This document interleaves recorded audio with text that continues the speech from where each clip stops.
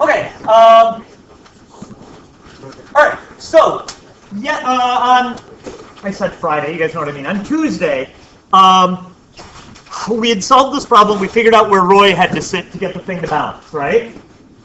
Okay. And I ended on a really, really important note that you guys all need to hear, please. All right. So the premise was this. So we figured out that we had this board balanced around a fulcrum, right? Okay? And we had Sally sitting here, and we figured out where Roy had to sit to get it balanced. All right? And what we discovered was, I asked you guys, how quickly is it rotating around this point? And the answer is 0, right? So but the big idea, you guys, is that it's not rotating around any point. Okay? So we could calculate the net torque around this point, and we should still get 0 because it's not rotating around this point. And it's not rotating around this point, or this point, or this point, or this point, or this point, or any point along the length of the stick. So no matter what point you pick, if you calculate the net torque for this structure, you'll get 0. All right? Now, to be clear, are you guys okay? Yeah. Okay. To be clear, when I talk about the pivot point, is everything okay? Oh, you put basketball. Gotcha. So, to be clear, you guys, when we talk about pivot point, and Matt asked this at the end of the hour, and it was something that I hadn't realized that could be a point of confusion, and he's 100% right. And this was an issue with my honors class, too. When we talk about the pivot point, we're not necessarily talking about the fulcrum. Okay? So, in this problem, the sort of common sense choice for the pivot point would be to choose the pivot point to be right where the fulcrum is. Good? But remember, it's not pivoting. So there's nothing magic about this point. Okay? So what I asked you guys to do is to calculate the net torque around another point. I think I said the point where Sally was sitting, right? Okay? So let's do that right now, and let me show you how it works, just to make sure you guys understand what was going on there. And then we'll move on to another type of problem. All right? So let's make another drawing of the little teeter-totter. So this time all I'm going to do is I'm just going to draw the forces in. All right? So here's what I know. I know that the force of Sally is over here. It's negative 588 newtons, right? And this from memory, I guess I should. Let's see. I know that right here was the force from the fulcrum. It was 1,500 and... No, that's not right. What is it? 1,764 newtons. I know that right here we had the force of the board. That was negative 196 newtons. And then over here we had Roy.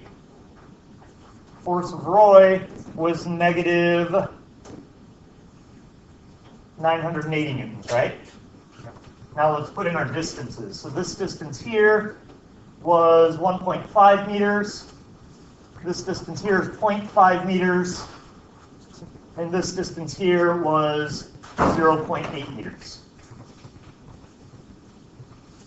Okay, so first of all, do I have any problems with what I just wrote up there? Did I make any dumb mistakes?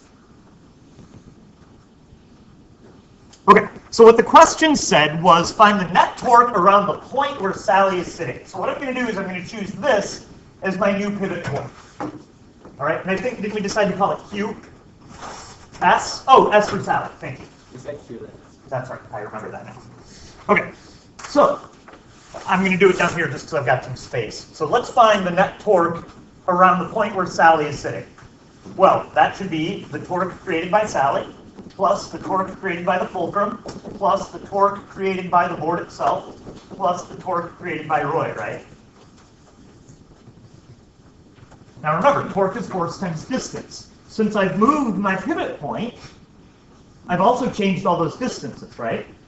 I haven't changed any of the forces, but I did change all of the distances. So, torque for Sally. Let's see, so we're trying to find the net torque around Sally's point. So let's see, the torque for Sally would be the force of Sally, which is 588 newtons, times what's the length of her lever arm? 0, because she is 0 meters away from the point S. All right? Torque from the fulcrum, let's see, that's going to be 1764 newtons times 1.5 And that torque is going to be negative, right? Because it's going to be clockwise. So put a negative in there. Plus, the torque from the board is 196 newtons times what? 2, right? Because the center of the board is 4-meter board, it's 2 meters, right? Or 1.5 plus 0.5, I guess you could say. And that's going to be positive, right? Because that's counterclockwise. And then plus, the force from Roy is 980 newtons, times his distance is 1.5 plus 0.8, so I think it's 2.3.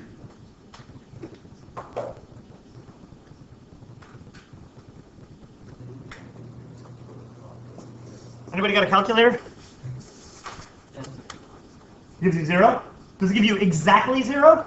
Neat! That's cool! I remember the first time I like, this is cool to me. You can literally pick any point. It always works. Okay? Because the board is not rotating. Follow? So, worth your while at some point, whenever, pick a random point. Question D says find it around where Roy is sitting, but you can pick any point you want. And find the net torque, and it'll always give you 0. Cool? All right. So, questions about it? Matt, are you clear on that now? Everybody good with it? Awesome. Okay, so when an object is in equilibrium, we just used 2 problem-solving strategies. Our net force is 0, right? That was how we found the force of the fulcrum, right? We said, oh, well, we got these 3 downward forces, but I know the board's not moving, so the upward force from the fulcrum has to be big enough to make the net force 0, right?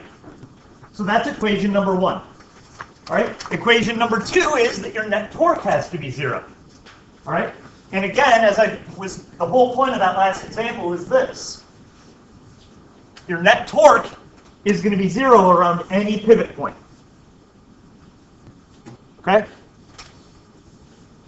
Now, technically speaking, you can be in equilibrium, but still either moving or rotating at a constant velocity, right? Okay? We're going to specifically be talking about what's called static equilibrium, which means that the net force, net torque are 0, and the velocity and angular velocity are 0. Okay? Problems where it is rotating at a constant velocity get a little bit ugly, and actually, yeah, that would still work. Yes. What were you going to say? So technically speaking, this is an equilibrium right now. There's no torque on it, right? And it's more or less spinning at a constant velocity if you have friction. Follow?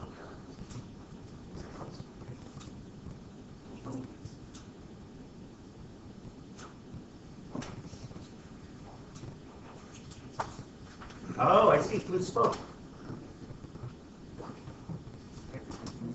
Fixed. All right. Boom. Take that. All right. So this question, really, you just got to kind of think about it. So which of these things could be in static equilibrium? Well, to be in static equilibrium, you need a net force of 0 and a net torque of 0. Now it says, so the figure gives 6 overhead views of a uniform rod on which 2 or more forces act perpendicular to the rod. If the magnitudes of the forces are adjusted properly, so we're allowed to change the magnitudes of the forces, but not their locations. So, in which of these cases could we possibly adjust the forces to be big enough to put it into static equilibrium? In other words, your net force and your net torque is 0. Well, all of them you could clearly get to a net force of 0, right? Because we can make the forces whatever we want, right? But we also need a net torque of 0. So could we make the net torque here 0? Yeah. No. No, they're both. No, they're both. Yeah, if I pick a pivot point right here, no matter how big the forces are, I'm going to have more torque going clockwise than counterclockwise, right? Because both forces are creating clockwise torque, right? So there's no way this one can be in equilibrium. Follow? All right. How about this one? No, same this is non-zero. Same issue, right? I'm thinking about what if you put it here. Oh wait, so the deal breaker, here's the thing, you guys. The deal breaker is if you can find one pivot point for which it does not work, then it doesn't work at all. Okay? So you could put a pivot point here and you have the same problem, right? Because no matter what, you're going to get counterclockwise, right? Correct. It's got to work for every pivot point. Okay. It's got to work for every pivot point. That's an important distinction. Okay, so is everybody good with those two? So those are both no. So no, no. How about this one? Yeah. That one to me feels like it should probably work, right? Because I could make, if I put my pivot point here, theoretically, You've always got one going. I could make this one big enough to counteract this, right? And I think if you kind of go across and keep checking every point. You've always got a counterclockwise and a clockwise no matter where you go. Right, exactly. And that's kind of the idea. Cool? Now, that doesn't guarantee that we can do it, but it's possible. You know what I mean? So yeah, so C looks to me like it works. This one, No. this one's going to have the same problem as this one, right? So I put my pivot point here, we're going to get counterclockwise, right? So that one's a no. This one was a yes. How about this guy? No. Where's the no? Yeah, put it in between the two ones. So you put it right here. No, they both have a clockwise and a counterclockwise on either side, so you could adjust this. What if you put it on right below the second one? Right below the second one. On the top, the first one on the top, but right below where the first one won't affect it. Oh, right here? Yeah. And then you have the opposite one. That's fine, because you could just make this one big enough to counteract this one. I thought if you could like where we could make the magnet small enough where it wouldn't. So you're allowed to make the forces whatever you want. And the question is, could you choose forces such that the net torque is zero?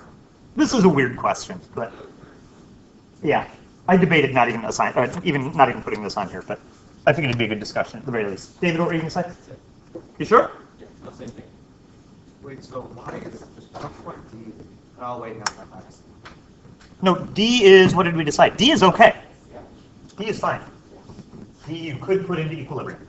Because, and David's explanation is great, that no matter where you pick your pivot point, you can always have some clockwise and some counterclockwise torque, so then you just adjust your forces accordingly to make the clockwise and the counterclockwise cancel. And F works also for the same reason.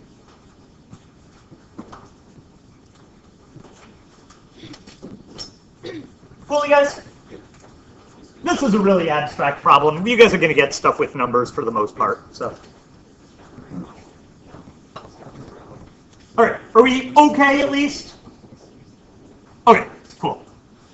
All right, so now there are different types of static equilibrium. Okay, so and we talked about this before. You guys remember when we talked about equilibrium points when we did those potential curves, right? Okay, so it turns out that there are three different types of equilibrium. There's what's called stable equilibrium, unstable equilibrium, and neutral equilibrium. Okay, so if you try to balance like a broomstick on your hand, that's very difficult, right? Right? I'm actually doing surprisingly well. But that's unstable equilibrium. Okay, where's the center of gravity of this? Yeah, the 50 centimeter mark, right? And so the idea is, if it tips just a tiny bit, it goes down, and now there's torque making it get worse, right? So that's unstable equilibrium, because any little displacement, at that point forward, your displacement, or your torque will just make it worse, right? So this is unstable equilibrium. Now, if I do this, where's my center of gravity? It's at the 50 centimeter mark. Watch what happens. If I tip it up now, what's the torque going to do to it? It's going to bring it back to where it was, right? So that's stable equilibrium. Follow? So stable means that any displacement, which one of these is stable? A slight displacement would cause the center of gravity to raise. In other words, you have to do work here, right? You have to give it gravitational potential energy, right? And then that causes it to restore itself, right? Whereas unstable, any displacement, and you lower your center of gravity, all right? And then finally, neutral. The only way we can put this in neutral equilibrium is if I pivoted it right here, right? Because now if I tip it, it doesn't change the center of gravity. Follow? All right, so you've seen these things. You guys have always been playing with this all year. This stupid curve, right? Okay, it's been broken a gazillion times now, right? So this is in stable equilibrium. That's why it's easy to balance. I can tip it. Oh. I can tip it a bit, and it basically corrects itself. So those of you who've played with it, describe the wings to me. What do the wings feel like? The wings are weighted. So the idea is his wings are weighted a little bit, so his center of gravity is actually below my finger a little bit. So when you tip it, that center of gravity goes up, and then torque corrects the issue. Okay? Any of those things that you see in like Sharper Image or whatever where stuff balances, this dude, what? Okay? Because this fish has a fair amount of mass, it lowers the center of gravity. So right now the center of gravity is somewhere under where his feet are touching my hand. And if I tip him a little bit, it corrects itself. All right? Tightrope walkers, they carry a long pole, right? Oh no.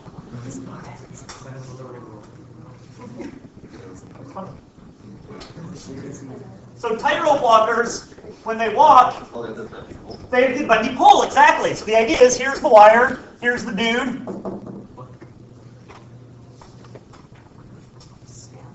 And then they carry this big long pole. The pole is weighted at the ends. Yeah, they totally cheat. Pole is weighted at the ends, so their center of gravity. Does that make sense? So, like, when he walks across the towers, it really wasn't that daring. I don't think he used a pole. So, Alex, the real tightrope walkers don't use like big poles. Okay, yeah, and I was going to say that I think that as they become more experienced, they use either a shorter pole or one that's less weighted, or it doesn't, you know, it can be authentic. Did he use a pole in that? I don't remember that. French guy? He did? Okay.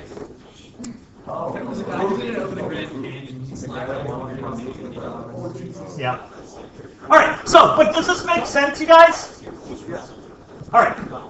So, those are the three types of equilibrium. So in nature, when you see weird structures like this, the idea is this, for whatever reason, this formation must have, the rock at the bottom must be denser somehow or whatever, but it's set up in a position such that if you tip it a little bit, you're actually raising the center of gravity just a little bit. Okay? Wait, so that's in... That one is in, I don't remember where that picture came from now. Let's see. No, that's the name of the person who took the picture.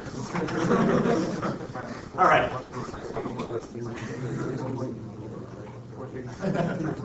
Yeah. Okay. Are we good? All right. So, last thing we got to do. So, basically, the problems you're going to get are very similar to that teeter-totter problem. Okay? Except they're not all going to be, that one was easy because your lever arm was only one dimension, right? And all of your forces were perpendicular to that, okay? And so, like, in my honors class, that was all we did. For you guys, we got to bump it up a step, all right? So we're going to have stuff where, like, a ladder leaning against a wall, okay? So why is that torque? Well, if you think of the pivot point at the bottom, it's leaning against the wall, right? And if you took the wall away, it would tip over, right? So the wall must be providing a torque to prevent it from falling. Okay? Similarly, we'll discover that there has to be friction at that bottom point, but not necessarily at the wall, otherwise it would slide out at the bottom. Right? The wall's pushing this way, so there's got to be something pushing that way to prevent it from... Right, so that your net force is zero, right? You need a net force is zero. Okay? So, here's an example. So, let's do this. All right, so... before I dive in, let me say one other real quick thing. Every one of these problems is solved using those same two equations. Net force is zero, net torque is zero. Our goal on all of them is to get it to be in equilibrium, which means you can pick your pivot point to be wherever you want, which is huge. That is a really, really, really, really powerful problem-solving strategy. And this problem will show you why. So, before you solve these problems, make a good drawing, make a free body diagram with all your forces in the right spot. If you've only got one unknown force, then find it using the net force equals 0 equation. This is probably worth writing down, you guys. So, problem solving strategies. Here, I'll make a list. Here. 1. Make a drawing. Detail. Label your distances, put your forces in the right spot, label any angles. Step 2. If only one unknown force,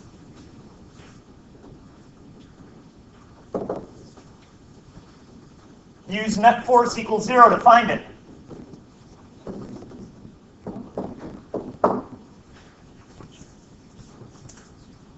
Good?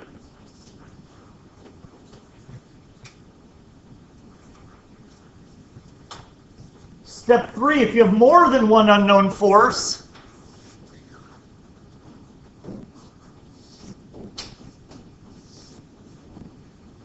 then we can strategically pick a pivot point.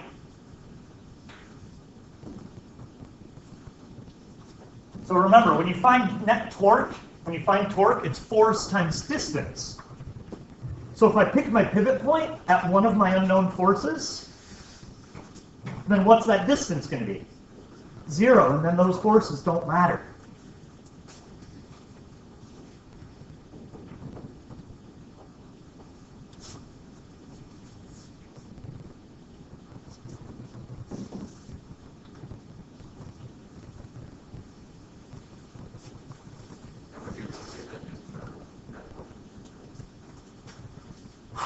So usually what you'll do is you'll use this to figure out either your unknown force or your unknown distance or whatever the thing is, usually unknown force.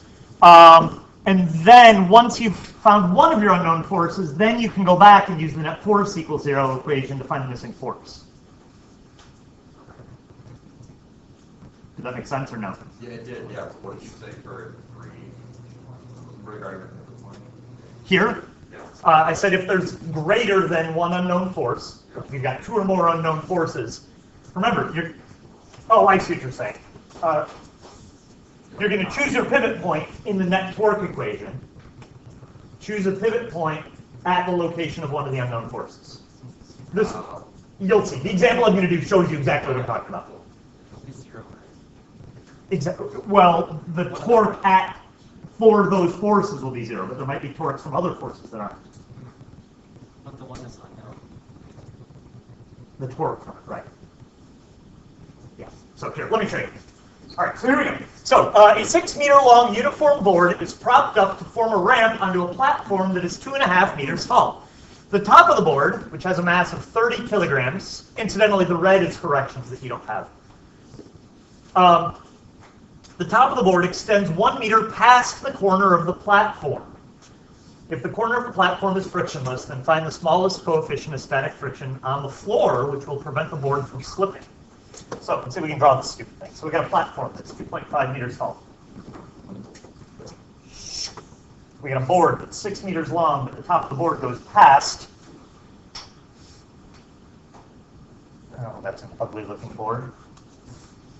Oh. I said it's ugly. It looks like it could be an alligator, maybe, with the arched back. Could be an alligator. Sure it's not a crocodile? Pointy nose or round? All right. So let's see. It says that this is a meter, so that means that this distance here is 5 meters, right? Good? All right, so there's really only... There are a total of, I guess, depending on how you count, there are either 3 or 4 forces. All right? One of them I know immediately. Specifically, I know the board is uniform, and it has a mass of 30 kilograms. And because it's uniform, that tells me where that force is. Right? It's going to be right in the middle. So, force of gravity is 30 times 9.8, so 294 newtons. And I know that that's 3 meters up the board.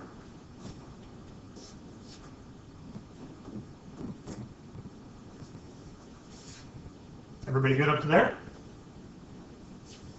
All right, now, There are 3 other forces, actually. Friction at which point? But not the friction response. Yeah, good, right. Yeah, there's not friction here, right? So there's got to be friction here. Right now, to me, it's not obvious which way the friction goes. And for some of you, it might be, and if you're in that boat, then great. But it's not obvious to me yet, so I'm going to hold off on drawing in friction yet. Okay? Normal force? There are 2 normal forces. Okay? Now, this is weird. We've not seen this before. So, there is a normal force down here. The floor is supporting some of the weight, right? Yeah. So there's normal force. I'll just call that Fn. Okay? But there's another normal force at the corner, right? Make sense? Now, this is not obvious. Which way does that normal force point? Good. Yeah, it goes at an angle. Do you guys see why? Does anybody not see why? If it was laying flat on it, then obviously it would be up, right? Yeah. If it was on an inclined plane, if there happened to be an inclined plane under it, the board was laying on the inclined plane, it would be perpendicular to that surface, right? Yeah. If it was rounded, then this thing would be tangent to the surface, and the normal force would have to act along the radius, right? So this is like a very rounded thing, right? Almost infinitely rounded, right? And so your normal force acts in a direction that's perpendicular to that point of contact. So I'm going to call this Fc as in force of corner, just to give it a different name than normal force. Good? Yeah? It's just 30 times 9.8. The board is 30 kilograms, so just mg. Cool? All right, everybody good so far? All right, so the only other force we're missing is that friction down at the bottom, right? Yeah. And now I know which way friction is. Because look, I've got a bunch of up and down forces, right? This one. But right now I've only got one horizontal force. This thing has a horizontal component, doesn't it? Yeah. And therefore, which way does friction have to be going? This way. The other way to make the net force 0. Ah, force of friction. There we go. So those 3 green forces are all unknown forces. That is a lot, right? Okay, so I can't start with my net force equals 0 equation, because that's not going to help me much, is it? Because I've got too many unknowns. So instead, I'm going to start with my net torque equals 0 equation. And I can pick whatever pivot point I want.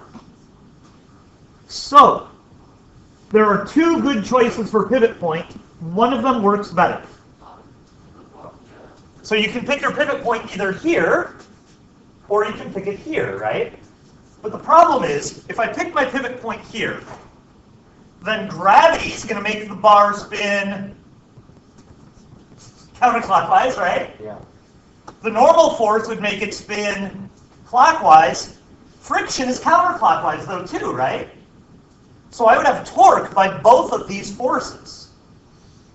So that doesn't help me any. You see what I'm saying? I'd still have an equation with 2 unknowns. But if I pick my pivot point to be right here, watch what happens. The net torque around my pivot point is going to be, well, let's list our forces. It's the torque from the normal force, plus the torque from friction, plus the torque from gravity, plus the torque from the corner. Now, do you have to list all of these out? No. But I'm just being thorough so you understand how this works the way that it does.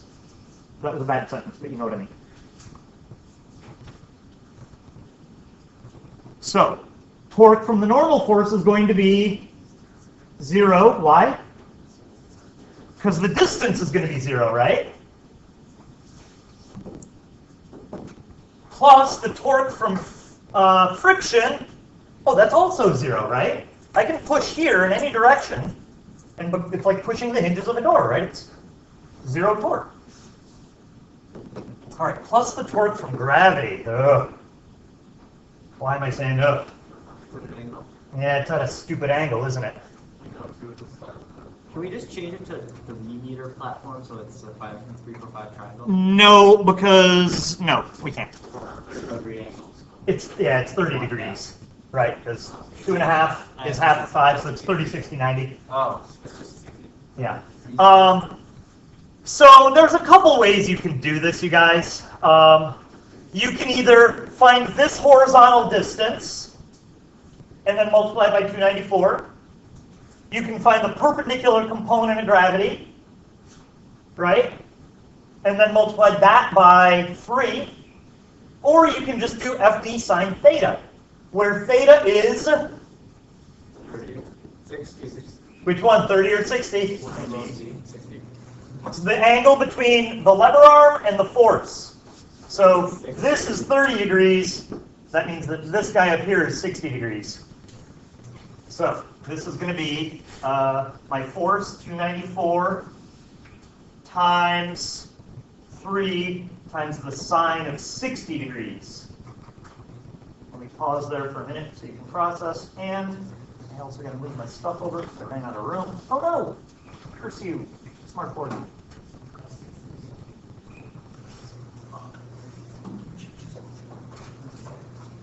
All right, let me pause there for a minute. Is everybody okay with how I found that torque? Okay, plus the torque from the corner. So the torque from the corner is the force of the corner times what? 5, because it's 5 meters from the pivot point, times the sine of 90. It's normal, right? Make sense? Any problems? Okie dokie. Oh, and what should our net torque be? 0. So I forgot my 0 equals at the front of us. All right, now, negative signs. Are any of my torques negative?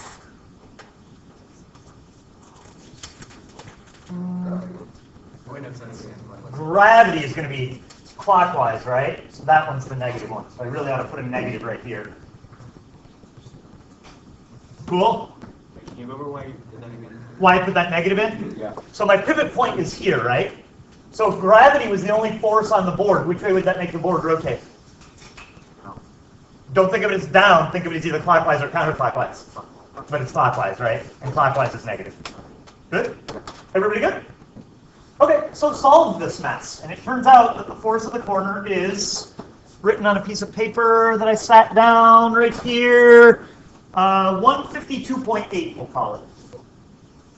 It's actually like 767 if you're keeping score. Aha! I just found one of my unknown forces. Good? Yeah. So, now I need to find my normal force and my force of friction. What does my net force have to be? 0. So what that means is the horizontal component of this force does what? Cancels the friction. Ah. And the vertical component of this force plus this normal force has to cancel out gravity. Ah. So that's not horrible, is it? All right, so now I just got to find the components of this force. So let's see. So here's force C. It's 152.8 newtons. That's going to have an X component and a Y component. What's this angle in here, guys? Yeah, it turns out to be 60 degrees. You guys see why? Geometry. Right? So let's see. So if you imagine another little triangle in here. All right, do I need to go through why? Does everybody see why it's 60 degrees? Well, but I mean, you need to be able to figure it out. So, okay. All right, so that's 60 degrees, so I can find these guys. So this turns out to be half of this. So what is that? 76.9? No, that's not right. 75.27. Where's it? I've got it written down. I don't need your help. All right. All right, there we go. So, now I know my force of friction. It's got to be 76.4 newtons, right? Because they have to cancel, right? So I guess technically this one's negative, right? And this one's positive, for the way I drew it. Good? All right, and then finally I need my vertical forces to cancel out. So this Y component, if you figure it out, turns out to be like 132.3. So, let's see. My net force in the y direction is the force of the corner vertically plus the force of gravity plus that normal force. So 0 equals 132.3 minus 294 plus normal force.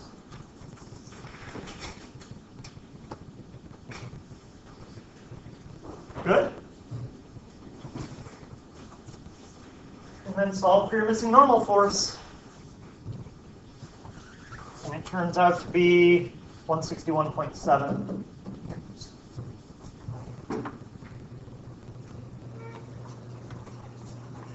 All right, so let me do this. We are almost done.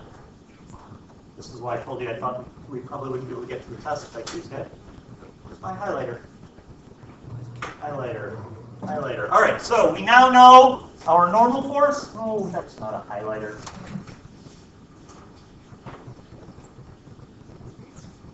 Highlighter, ouch. Highlighter. Highlighter. There we go. So now we know our normal force. We know our force of friction. So now I can find my coefficient of friction, right? Force of friction equals coefficient times normal force, right? What kind of friction is this, you guys? Static, right?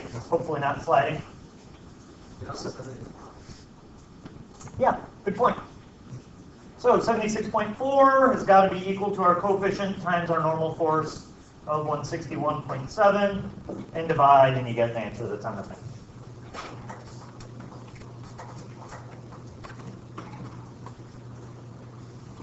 Cool. And then down at the bottom, there's that little comment that says, notice in this problem, careful choice of our pivot point allowed us to ignore several unknown forces in our torque equation. That is huge.